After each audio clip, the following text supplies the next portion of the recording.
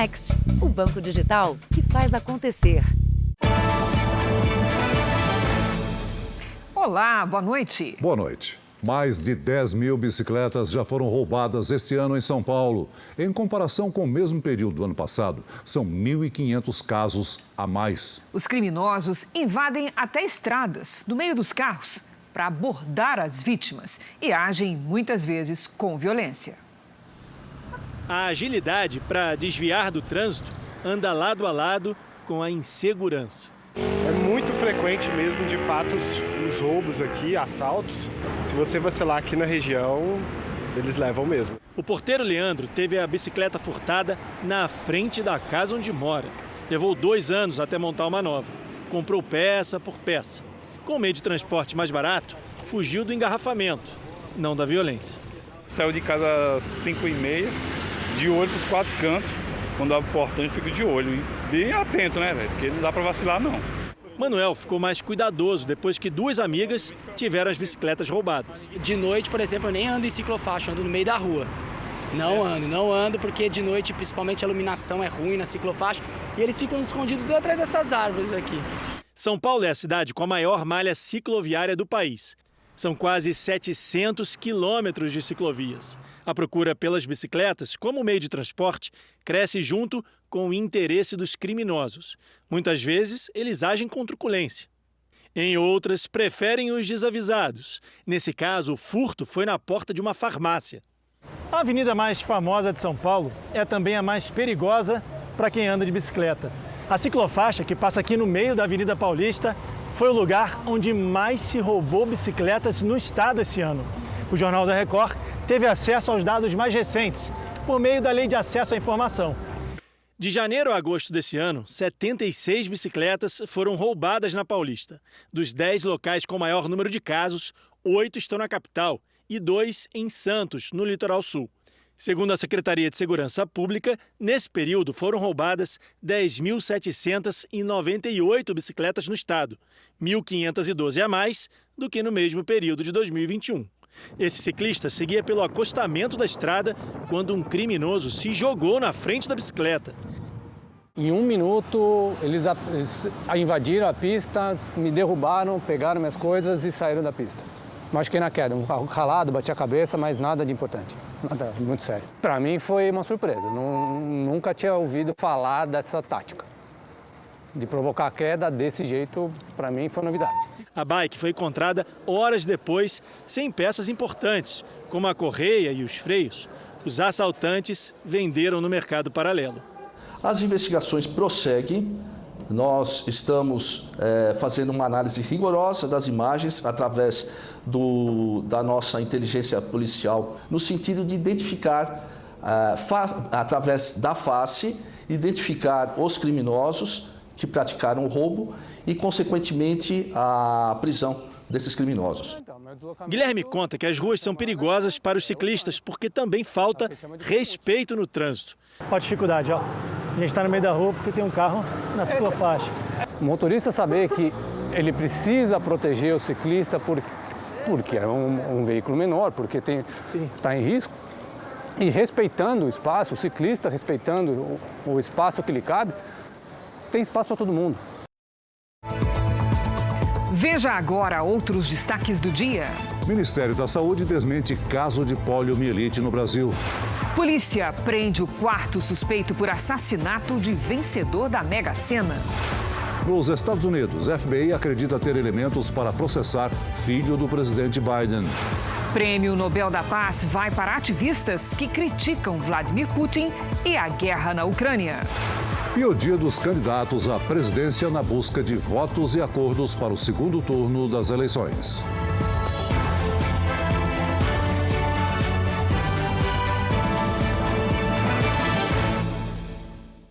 Oferecimento. O Pix no Bradesco está ainda melhor. Experimente.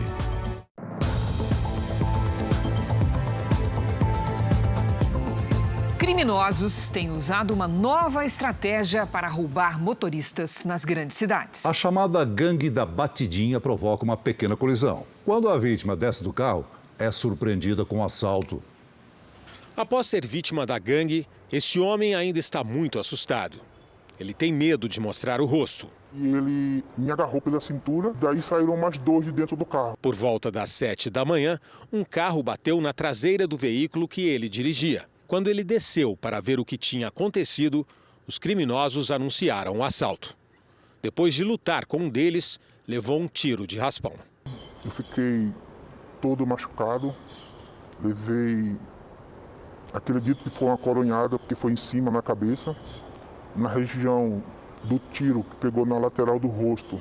Levei 14 pontos, pegou de raspão no meu rosto. Os assaltantes fugiram sem levar o carro da vítima. Segundo as investigações, a quadrilha age na zona norte da capital paulista e na região de Itaquaquecetuba, na Grande São Paulo. Na delegacia, a vítima reconheceu o atirador, que já está preso. Ele tem 19 anos. O carro usado no crime foi apreendido. Na casa do suspeito havia munição de revólver. Outros 2 suspeitos de participar da gangue da Batidinha já foram identificados, mas a polícia acredita que a quadrilha seja bem maior. O delegado que cuida da investigação pede que os motoristas fiquem atentos, principalmente quando houver uma batida de leve. Não pare de imediato, procure um lugar que tem mais visibilidade, mais acúmulo de pessoas, para que seja evitado esse tipo de ação delituosa. Um caso parecido ocorreu em Cuiabá, Mato Grosso. Os criminosos batem de propósito na traseira do veículo da vítima. Assim que ela desce, um homem também sai do carro e finge conversar. Em seguida, o outro criminoso rende a mulher. Eles tentam sequestrá-la, mas desistem e fogem com o carro dela. Em São Paulo, o homem que foi vítima da gangue da Batidinha não esquece do trauma. Eu não consigo dormir direito. Foi a pior sensação da minha vida. No Rio de Janeiro, a polícia encontrou os 2 suspeitos de matar uma atriz numa tentativa de assalto. Um deles é menor de idade. O adolescente de 15 anos foi apreendido no mesmo bairro onde o crime aconteceu, na zona norte do Rio. Ele é apontado como autor dos disparos que mataram a atriz Eliane Lorete de Campos, de 58 anos. Essas imagens mostram o momento em que o jovem aponta a arma para o carro da atriz, que também levava uma amiga dela. Eliane acelera e ele atira. O carro só para depois de bater no poste. O suspeito de ser o mandante do crime também foi preso. Segundo a investigação, Eli Luiz da Silva, de 20 anos, é enteado de um policial militar e teria dado a ordem para o adolescente atirar. Eli estava em liberdade desde maio, depois de passar 8 meses preso por ter participado de uma tentativa de homicídio contra policiais militares em Barra do Piraí, no interior do estado do Rio. Na época, ele também foi indiciado por porte ilegal de arma de fogo, tráfico de drogas e associação para o tráfico. O adolescente vai responder por fato semelhante a latrocínio, que é o roubo seguido de morte. Eli Luiz da Silva vai ser indiciado pelo mesmo crime e também por corrupção de menor. O corpo de Eliane foi sepultado na zona oeste da capital fluminense. A despedida foi marcada por muita comoção e homenagens. Nós estamos vivendo numa sociedade que a tragédia acaba não sendo só nossa, né? A dor dessa ausência, ela nunca será apagada. Mais de 60 mil pessoas já caíram em golpes pela internet só este ano, em Minas Gerais. Na capital mineira, a média é de 38 casos por dia. Até uma policial militar foi vítima recentemente. Nem a Major Laila Brunella, da Polícia Militar de Minas Gerais, escapou. Ela teve as redes sociais clonadas e invadidas por golpistas. Os criminosos usaram os perfis para pedir dinheiro aos contatos dela. Mas, neste caso, não deu muito certo. Era realmente algo tão fantasioso que as pessoas, de fato, rapidamente perceberam que não se tratava de mim. Juliana também foi vítima de golpistas. Depois de ter o celular clonado, correu para avisar aos amigos e evitar que eles perdessem dinheiro. Eu tentei fazer tudo que estava ao meu alcance, gravei vídeos, pedi para as pessoas repostarem, para as pessoas não caírem no golpe. De janeiro a setembro, foram registrados mais de 60 mil golpes aqui em Minas Gerais. Em Belo Horizonte, são 38 casos por dia. Segundo a polícia, os criminosos conseguem os dados pessoais das vítimas por meio de empresas que vazam as informações. Hoje em dia, você faz uma compra em qualquer mercado ou na internet, e ali você coloca todos os seus dados principais. O chefe da Delegacia de Crimes Cibernéticos explica que os golpes vão mudando com o tempo. Por isso, todo cuidado é pouco. Então, a partir do momento que algum tipo de crime ele fica comum, as pessoas acabam não mais caindo nesse tipo de golpe. Então, o criminoso ele alterna, ele muda, ele aperfeiçoa a forma do cometimento do crime. Mais de 12 mil suspeitos foram presos em um mês por matar ou agredir mulheres. É o resultado da Operação Maria da Penha, realizada em todo o país pelo Ministério da Justiça e Segurança Pública. Mãe de 3 filhas, Conceição Rodrigues Mendonça tinha 51 anos. Ela foi assassinada pelo ex-companheiro, pai das crianças. Imagens do circuito de segurança mostram o homem a caminho da casa da vítima, em Goiânia. Horas antes, ele mandou um áudio para um amigo, avisando que iria cometer o crime. Daqui a pouquinho eu encontro com ela. Estou me preparando para poder me matar também. Leônidas Divino Alves, de 58 anos, foi preso depois de cometer o assassinato, escondido na mata. Para evitar crimes contra a mulher, o Ministério da Justiça e Segurança Pública realizou pelo 2º ano consecutivo a Operação Maria da Penha. Durante 30 dias, entre os meses de agosto e setembro, policiais de todo o Brasil prenderam mais de 12 mil homens suspeitos de violência doméstica. Só que em Goiás foram mais de 500 prisões. 220 mil agentes de segurança de todo o país participaram da operação. Foram mais de 72 mil boletins de ocorrência e 41.600 medidas protetivas. Se faz necessário a colaboração de todos, principalmente daquelas pessoas que convivem, presenciam ou têm conhecimento da ocorrência desse tipo de crime. E para isso, podemos utilizar os canais de denúncia disponíveis em nosso país, o 180, o 190 ou o 197. O FBI, que é a Polícia Federal dos Estados Unidos, acredita já ter indícios para processar um filho do presidente Joe Biden. Hunter Biden deve responder por crimes fiscais e por uma suposta declaração falsa prestada para comprar uma arma. O filho do presidente está sob investigação federal desde 2018 por possíveis crimes no trabalho de consultoria realizado para empresas da China e da Ucrânia. Segundo o jornal americano The Washington Post, Hunter também teria preenchido um formulário em 2018 dizendo que não era viciado nem usava drogas. O documento era importante para que Hunter pudesse comprar uma arma de fogo. Em um livro de memórias, ele descreve ter usado drogas com frequência naquele ano. A defesa de Hunter Biden diz que não foi procurada por agentes federais e nega qualquer infração da lei. O Departamento de Justiça dos Estados Unidos se recusou a comentar o caso e o FBI também não se pronunciou. A decisão sobre abrir ou não o processo caberá ao Ministério Público do Estado americano de Delaware, onde vive a família do presidente Biden. Ainda nos Estados Unidos, o prefeito de Nova York, Eric Adams, declarou estado de emergência por conta de milhares de imigrantes ilegais que chegaram à cidade nos últimos meses. O prefeito solicitou a ajuda dos governos federal e estadual para lidar com a crise migratória e pediu que outros estados, como o Texas, parem de enviar ônibus com imigrantes ilegais para Nova York. Com os abrigos da cidade superlotados, novos centros provisórios têm sido construídos.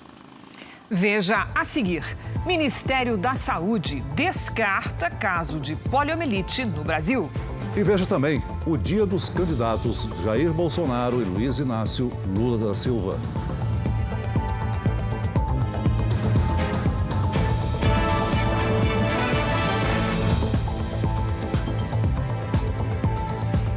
Uma notícia para quem sonha em ser patrão de si mesmo, não é, Celso? Um dos maiores eventos de empreendedorismo do mundo começou hoje em São Paulo e com uma novidade. Pela primeira vez é possível participar de atividades presenciais e também online. 120 mil visitantes são esperados até a próxima terça. O talento da Marli é transformar os chinelos em peças exclusivas que as clientes adoram.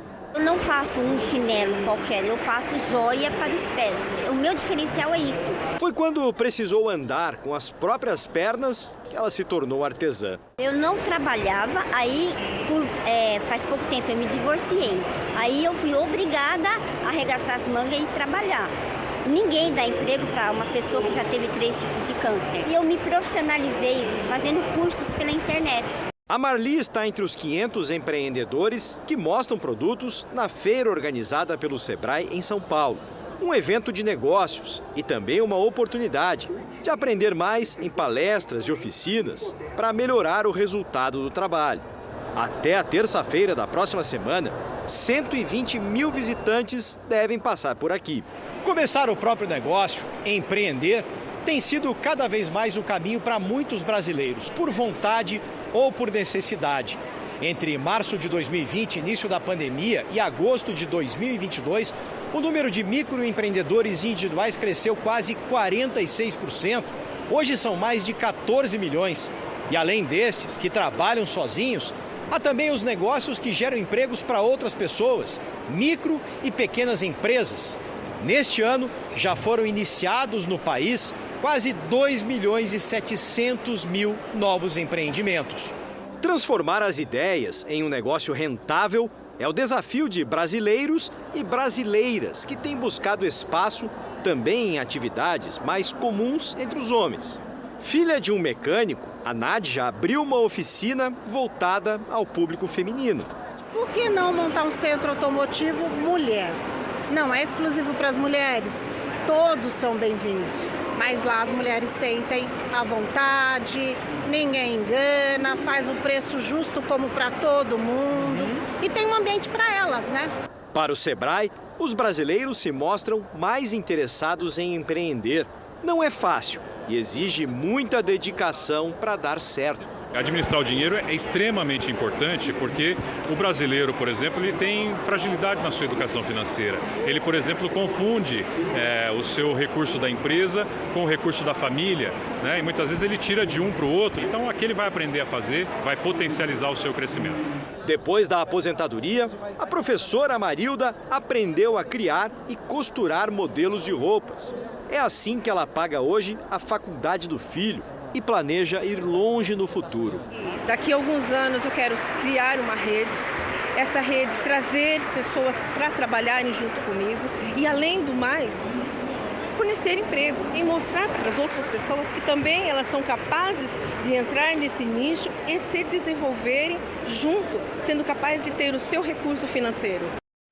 Fim de semana chegando, todo mundo quer saber como é que vai ficar o tempo, principalmente depois de tantos dias de alerta de temporais por todo o país. Boa noite, Lide. Vem mais chuvarada ou vai ter uma trégua? Olha, tem alerta assim, com emoção, viu, Cris? Boa noite para você. Oi, Celso, muito boa noite. Boa noite a todos que nos acompanham. Uma faixa de nuvens atravessa o país do norte até o sudeste. Neste sábado, mais uma frente fria avança pela região sul do Brasil e provoca temporais com raios e ventania no sul do Rio Grande do Sul.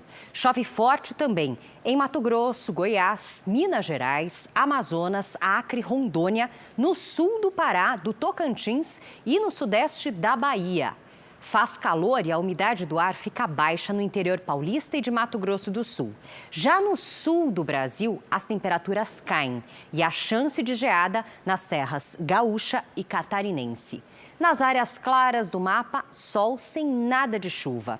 Em Curitiba, máxima de 24 graus. No Rio de Janeiro, faz até 27. Em Cuiabá, 36. Em João Pessoa e Rio Branco, até 31 graus. Na capital paulista, o sábado será ensolarado com 27 graus. Aí, no domingo, faz 30 e as pancadas de chuva retornam à tarde e persistem na próxima semana. Nosso Tempo Delivery hoje é para o Roberto de Cajati, São Paulo. Vamos lá. Oi, Roberto. Olha, sábado de sol, sem chuva, com 25 graus aí para você em Cajati. No domingo, volta a chover e faz até 27. Previsão personalizada para qualquer cidade do Brasil e do mundo é aqui no Tempo Delivery. Mande seu pedido pelas redes sociais com a hashtag #VocêNoJR. Bom fim de semana, Cris. Obrigada, Lidi. Para você também, Lidi. Veja a seguir: ativistas que criticam Vladimir Putin e a guerra na Ucrânia vencem Prêmio Nobel da Paz. E também, número de mortes por meningite preocupa autoridades de saúde.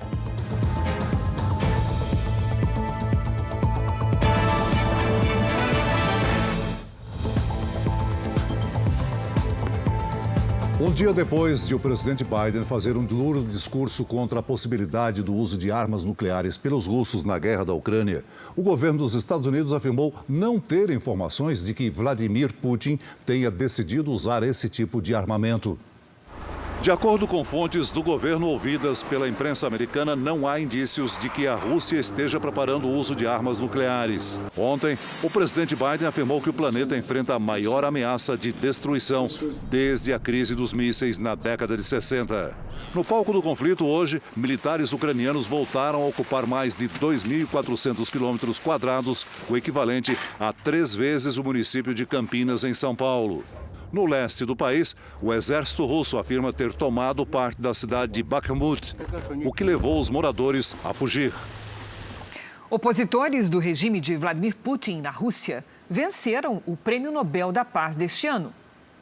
Foram escolhidos o defensor dos direitos humanos Ales Bialyatsky, a Organização Russa de Direitos Humanos Memorial e a organização ucraniana Centro para Liberdades Civis. Em meio à guerra no leste europeu, o comitê escolheu dar destaque para entidades da sociedade civil e não políticos. Os organizadores esperam que a decisão possa contribuir para a paz na região. Em resposta, o representante russo na ONU afirmou que o país não se importa com a premiação do Nobel. O Ministério da Saúde descartou a existência de um caso de poliomielite no Brasil. Havia uma suspeita de caso da doença numa criança de 3 anos no Pará. O Brasil segue sem registro da doença desde 1989. A pasta informou que a paralisia na criança paraense pode ser atribuída a um possível erro no esquema vacinal. A orientação é que os pacientes tomem primeiro a dose de vacina injetável, com vírus inativado, e só depois a vacina oral contra a pólio. A criança no Pará teria tomado apenas a dose oral. Em São Paulo, a justiça decretou a prisão temporária da enfermeira que atirou no namorado durante uma briga que teria sido provocada por ciúmes. A vítima, um empresário de 42 anos, pode perder o movimento das pernas. A agressora tentou atirar outras vezes, mas a arma falhou. Ela ainda está foragida. Veja ainda hoje os compromissos de campanha dos candidatos à presidência da República para o segundo turno das eleições. E também, polícia prende mais um suspeito da morte do milionário da Mega Sena.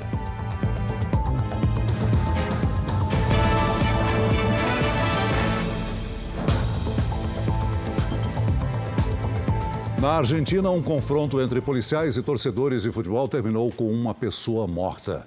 A briga começou do lado de fora no início da partida entre o Boca Juniors e o Gimnasia, na cidade de La Plata. Dentro do estádio, a polícia usou bombas de gás lacrimogêneo para conter a torcida. A fumaça invadiu o campo e a partida foi suspensa. Durante a confusão, um torcedor sofreu uma parada cardíaca. Ele morreu a caminho do hospital. 4 crianças sobreviveram ao ataque que aconteceu em uma creche na Tailândia.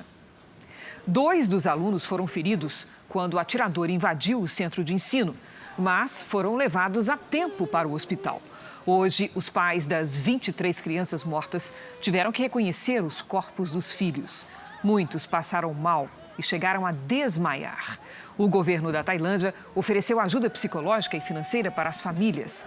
As crianças tinham em torno de 2 anos de idade. O governo do Irã divulgou que foi uma doença o que causou a morte de uma jovem detida por não usar uma cobertura na cabeça. Segundo a organização forense iraniana, Mahsa Amini morreu devido a um tumor cerebral. O caso detonou uma onda de protestos pelo país. Segundo os manifestantes, a jovem foi espancada pelas autoridades. Mahsa foi presa por não usar o véu cobrindo todo o cabelo, como manda a lei iraniana. O Jornal da Record faz uma pausa para o horário eleitoral. Voltamos logo em seguida com mais JR.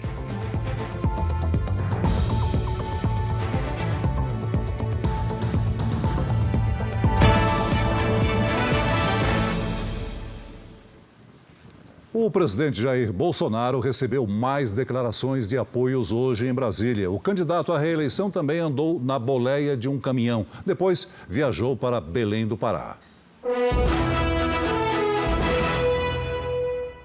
O presidente candidato à reeleição pelo PL, Jair Bolsonaro, chegou logo cedo a uma produtora em Brasília, onde gravou vídeos para a campanha. Depois, Bolsonaro subiu na boleia de um caminhão e deu um passeio pela capital federal. O candidato aproveitou para relembrar os cortes de impostos voltados para os caminhoneiros e a redução no preço dos combustíveis. O presidente voltou ao Palácio da Alvorada, onde recebeu o apoio do prefeito de Maceió, João Henrique Caldas, que agradeceu o governo pelos investimentos no estado. Acreditamos que todo esse trabalho, que aqui narrado por mim, na testemunha de todos vocês, foi fundamental para o sucesso não só de Maceió, mas todas as obras que tem em Alagoas e tantas outras que estão acontecendo pelo Nordeste do Brasil. O prefeito de Porto Alegre, Sebastião Melo, também declarou apoio a Bolsonaro. No início da tarde, o presidente recebeu um grupo de crianças no Palácio da Alvorada. Depois, Bolsonaro voltou a falar com a imprensa e subiu o tom contra o PT. Se vocês botarem um pinguço para dirigir o Brasil, um cara sem qualquer responsabilidade, que tem um rastro de corrupção, um rastro de deboche para com a família brasileira, de ataques a padres, a pastores, vocês acham que vai dar certo? Compare, veja os meus ministros e os futuros ministros de Lula. Ele não fala quem vai ser, ele não diz quem vai ser. Está na cara que o Zé Dirceu deve estar na Segov, Gleisi Hoffmann deve estar na Casa Civil, Dilma nas Minas de Energia. Vai trazer essa quadrilha de incompetentes para comandar o Brasil. Não vai dar certo! Depois dos compromissos com aliados, Bolsonaro almoçou com jornalistas no Palácio da Alvorada. Após o encontro, o presidente viajou a Belém do Pará, onde tem compromissos de campanha amanhã. O candidato do PT, Luiz Inácio Lula da Silva, teve compromissos na Grande São Paulo. O dia do candidato à presidência pelo PT, Luiz Inácio Lula da Silva, começou em Guarulhos, na Grande São Paulo. Em cima de um carro, ele percorreu o centro da cidade e fez discurso para os apoiadores. O candidato também conversou com a imprensa e se mostrou irritado com a pergunta de uma jornalista. Sabe por que eu não abordo pauta de costume? Porque quem tem história não precisa ficar abordando a mesma coisa todo dia. Quando você não é conhecido, quando você nunca participou de uma campanha política, eu fui candidato em 89, 94, 98, 2002, 2006, sabe? Eu já discuti todos esses assuntos. Se você quiser saber o programa do PT, você não tem nem que perguntar para mim, você entra na internet e você vai ver o nosso programa com mais de 20 mil adesões de pessoas fazendo sugestão de programa de governo. À tarde, Lula se encontrou pela primeira vez publicamente com Simone Tebet. A senadora, terceira colocada no primeiro turno, anunciou apoio a Lula no início da semana. O presidente Lula, a sua equipe econômica de assessores, acaba de receber e incorporar todas as sugestões que fizemos do nosso programa de governo ao seu programa de governo. No final da tarde, Lula foi à casa do ex-presidente Fernando Henrique Cardoso, do PSDB. FHC também já manifestou apoio ao petista. O encontro dos dois foi fechado. Este fim de semana e na próxima, Lula deve ir a São Paulo, Minas Gerais, Rio de Janeiro, Alagoas e Bahia. No Rio Grande do Sul, Eduardo Leite, do PSDB, afirmou hoje que não vai declarar em qual candidato à presidência vai votar no segundo turno. Apoiado pelo presidente Jair Bolsonaro, Onyx Lorenzoni, do PL, participou de um encontro para buscar alianças políticas. Onyx Lorenzoni se reuniu hoje em um hotel com deputados eleitos pelo PL e com parlamentares do Republicanos, do PTB e do MDB. Um dos objetivos da campanha é ganhar votos na capital e região metropolitana. O PTB, ontem à noite, tomou a decisão de nos apoiar formalmente. Eles estão se engajando também na nossa campanha, um reforço importante, principalmente o PTB sempre tem muita força na região metropolitana. A propaganda política obrigatória recomeçou oficialmente nesta sexta-feira, mas um acordo entre as chapas de Onyx Lorenzoni e Eduardo Leite transferiu o início do horário eleitoral em veículos de comunicação no Rio Grande do Sul para a próxima quinta-feira, 13 de outubro. Hoje pela manhã, Eduardo Leite afirmou que não vai se posicionar na disputa à presidência. Disse que não vai abrir o voto para que o foco da disputa no estado fique nas questões do Rio Grande do Sul. Esta é uma nova eleição, nós vamos dialogar com todos os gaúchos, os que votaram na gente, inclusive, para reafirmarem o seu voto no segundo turno e para trazer todos aqueles que não estiveram conosco naquela eleição. Vamos ver como foi a agenda dos candidatos ao governo da Bahia. O candidato do União Brasil, ACM Neto, se reuniu com deputados durante o dia e participou de uma carreata no município de Santo Amaro, no Recôncavo Baiano. O candidato do PT, Jerônimo Rodrigues, deu uma entrevista em Salvador e viajou para a cidade de Juazeiro, no norte da Bahia, onde se encontrou com lideranças religiosas. Ele gravou o programa eleitoral e participou de um comício na cidade.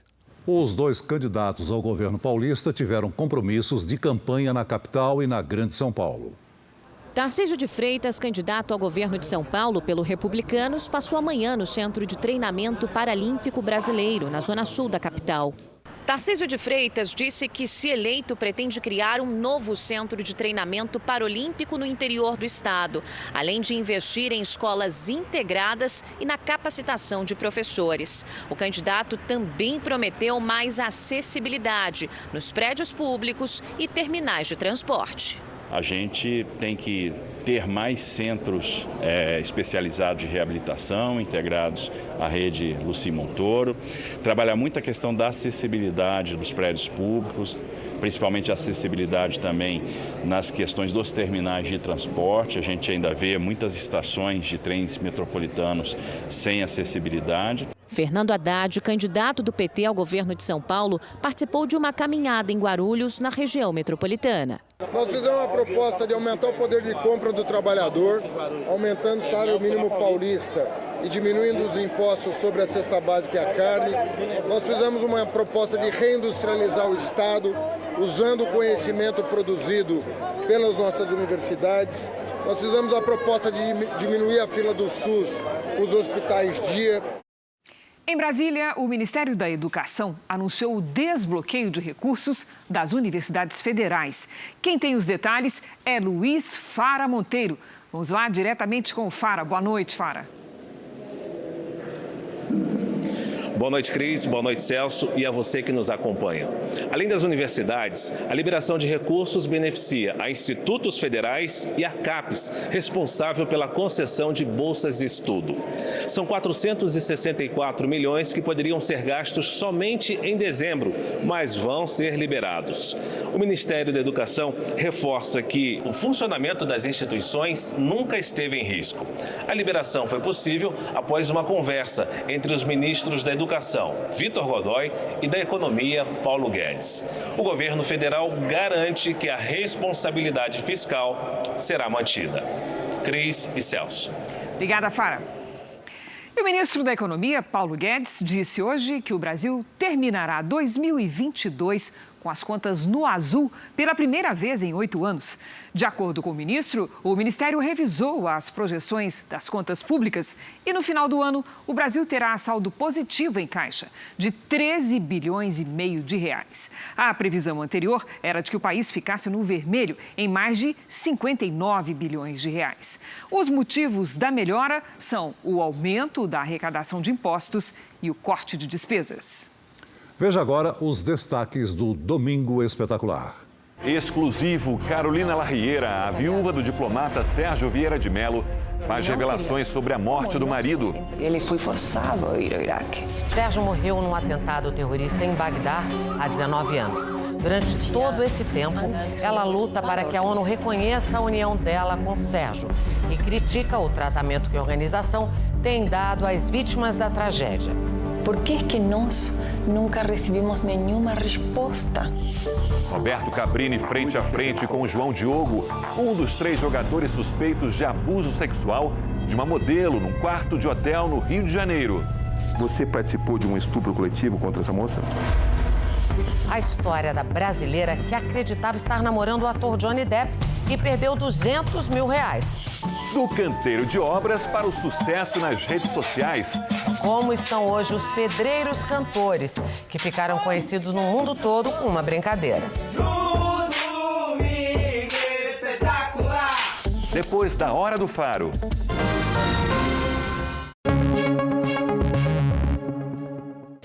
Veja a violência deste assalto a um supermercado hoje na zona norte do Rio de Janeiro. Primeiro, este criminoso armado rende os funcionários. Na sequência, um dos ladrões aparece carregando uma sacola com produtos. Os funcionários são obrigados a entrar no estoque, mas um deles é golpeado com um fuzil. 8 celulares e garrafas de uísque foram levados. Até agora, ninguém foi preso. O aumento de mortes por meningite preocupa as autoridades de saúde em vários estados brasileiros. A situação mais crítica é em São Paulo. Este ano foram quase 300 mortes no estado causadas pela doença. O Vicente veio tomar a dose de reforço contra a meningite para completar o esquema vacinal. Esse reforço já estava programado, foi orientação da pediatra dele, porque é uma proteção para a criança e uma tranquilidade para nós, os pais. Dados do Ministério da Saúde mostram que esse ano o Brasil registrou quase 6 mil casos da doença e 700 mortes. Houve aumento em pelo menos 4 estados na comparação com o ano passado: Bahia, Espírito Santo, Rio de Janeiro e Minas Gerais. Em São Paulo, foram confirmados mais de 2.800 casos de meningite. 290 pessoas morreram. A capital paulista registrou esta semana um surto em 2 bairros. A meningite é uma inflamação das membranas que envolvem o cérebro e a medula espinhal, chamadas de meninges. A doença pode ser causada por vírus, bactéria, fungos ou parasitas. A forma mais grave, a meningite meningocócica, é provocada por uma bactéria e pode matar em menos de 24 horas. A transmissão acontece através da saliva, espirro ou tosse. A principal forma de prevenir a meningite meningocócica é a vacinação. Por esse motivo, o SUS, Sistema Único de Saúde, ampliou a cobertura até junho de 2023 para adolescentes de 11 a 14 anos e crianças até 10 anos que ainda não tenham tomado a vacina. O imunizante é recomendado para pessoas de 3 meses até 64 anos de idade. Segundo a Secretaria Estadual de Saúde, São Paulo vacinou até setembro 71% do público-alvo. A meta do Ministério da Saúde é 95%.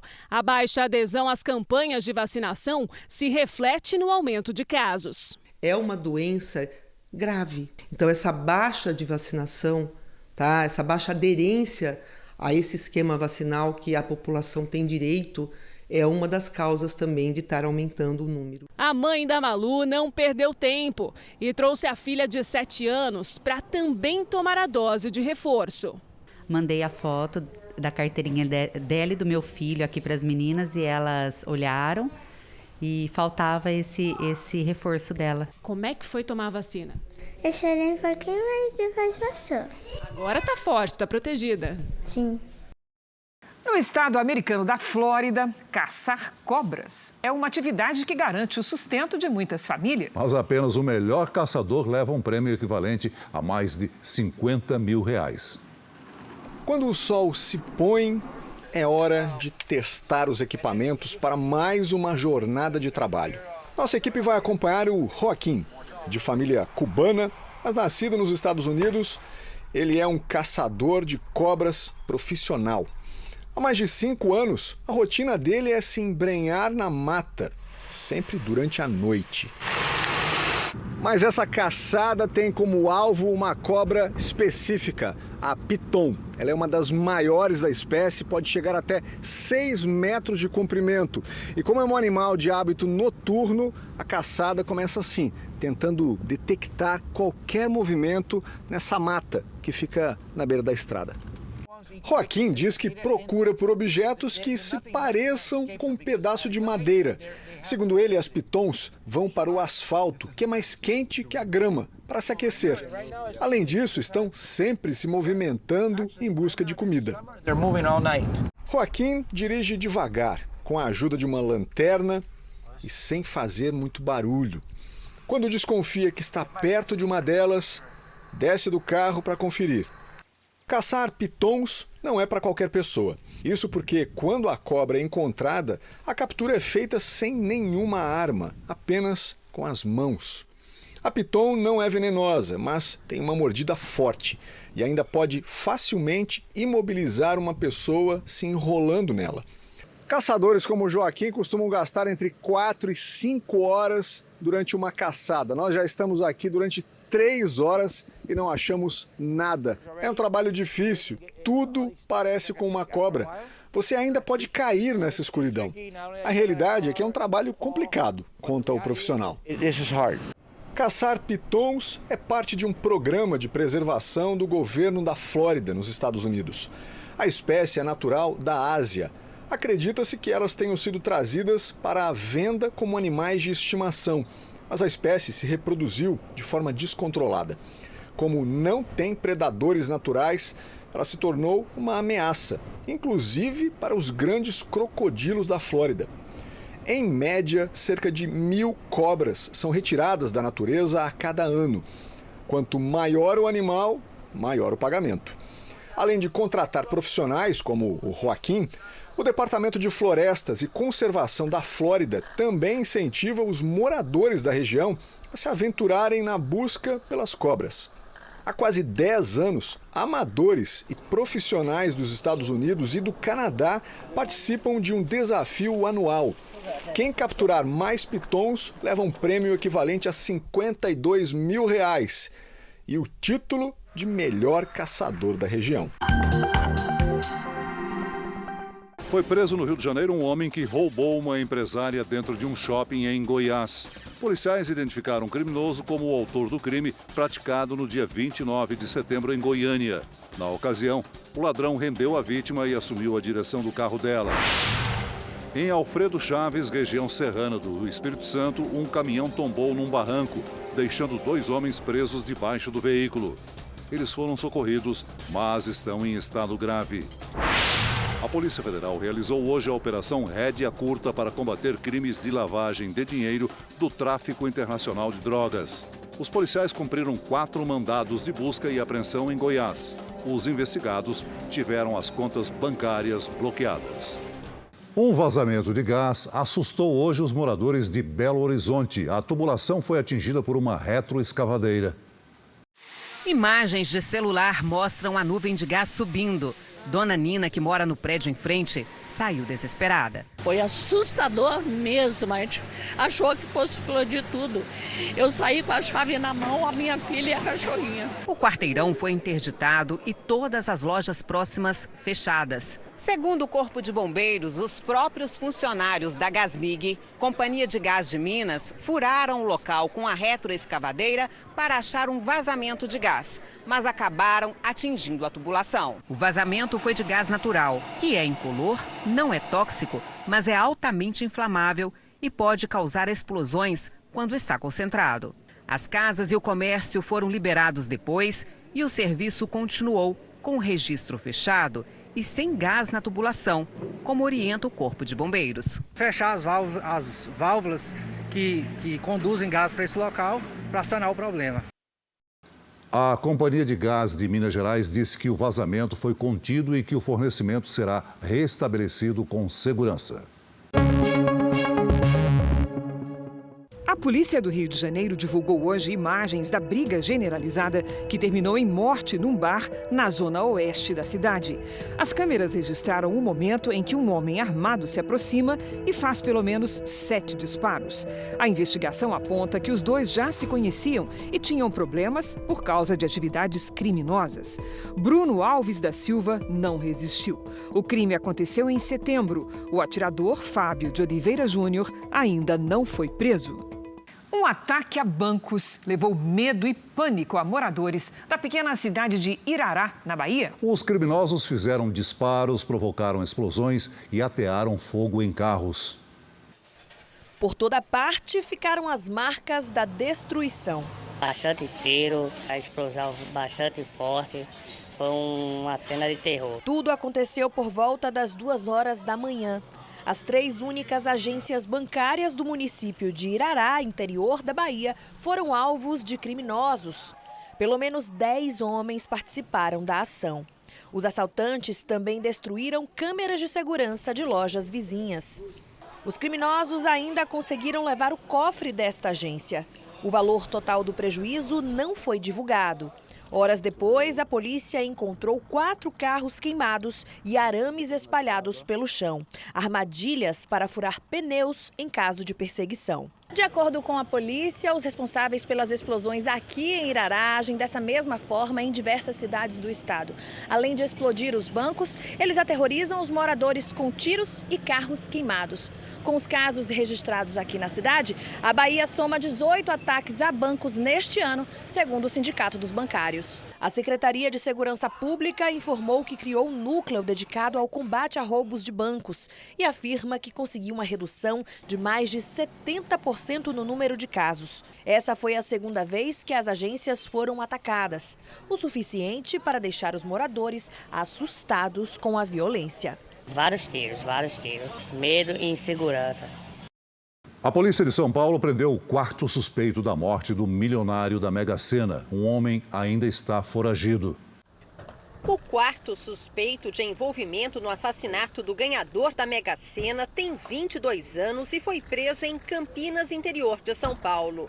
Marcos Vinícius Ferreira da Silva é, segundo a polícia, o dono de um dos 2 carros pretos que aparecem nas imagens no dia do sequestro. O veículo também foi encontrado, assim como um revólver com a numeração raspada, que estava dentro do carro e pode ter sido usado no crime. A arma pode ter sido usada para agredir, é bem possível, tá? Coronhada é extremamente possível, mas disparo não foi feito, pelo menos não atingiu a vítima. Pode até ter sido feito para intimidá-la, nós nunca vamos saber disso. Jonas Lucas Dias, de 55 anos, foi sequestrado em 13 de setembro. No dia seguinte, ele morreu depois de ser deixado inconsciente e com marcas de agressão às margens de uma rodovia. Em 2020, ele ganhou 47 milhões de reais num prêmio da loteria. A quadrilha conseguiu sacar e transferir pouco mais de 20 mil reais da conta da vítima.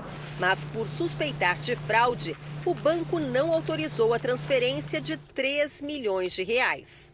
A polícia acredita que os 5 suspeitos identificados até agora participaram diretamente do crime. Não havia entre eles nenhum mandante ou líder da quadrilha. De acordo com as investigações, eles teriam se unido exclusivamente para planejar o sequestro e transferir parte da fortuna de Jonas. O suspeito encontrado hoje nega participação no crime. Outras 3 pessoas já estão presas. Marcos Vinícius Salles de Oliveira, de 22 anos, segue foragido. A Secretaria de Justiça e Cidadania de São Paulo abriu processo administrativo contra o empresário Tiago Brenan, com a acusação de discriminação contra a mulher. Ele teria infringido a lei estadual ao agredir a modelo Helena Gomes numa academia na capital paulista em agosto. Se o empresário for condenado, terá de pagar multa de R$16 mil. Em São Paulo, o interrogatório de Paulo Cupertino previsto para esta sexta-feira foi adiado para 25 de novembro. A Defensoria Pública, que representa o réu, insistiu que um filho de Cupertino seja ouvido, mas ele não foi localizado. Paulo Cupertino é acusado de matar o ator Rafael Miguel e os pais dele em 2019. Ele foi preso em maio, após ficar quase 3 anos foragido. O preço médio da gasolina recuou pela 15ª semana seguida nos postos de combustível do país. O litro caiu de R$ 4,81 para R$ 4,79. Segundo a Agência Nacional do Petróleo, o valor é o menor desde janeiro do ano passado. O Jornal da Record de hoje termina aqui. Esta edição na íntegra e também a nossa versão em podcast estão no Play Plus e em todas as nossas plataformas digitais. E à 00:30 tem mais Jornal da Record. Fique agora com Reis. E logo após Amor Sem Igual, tem A Fazenda. Bom final de semana para você. Boa noite.